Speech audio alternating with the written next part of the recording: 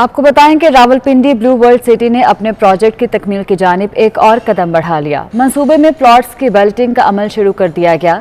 اس موقع پر تقریب کا انعقاد کیا گیا جس میں نامور کھلاڑی شاہد خان آفریدی نے شرکت کی۔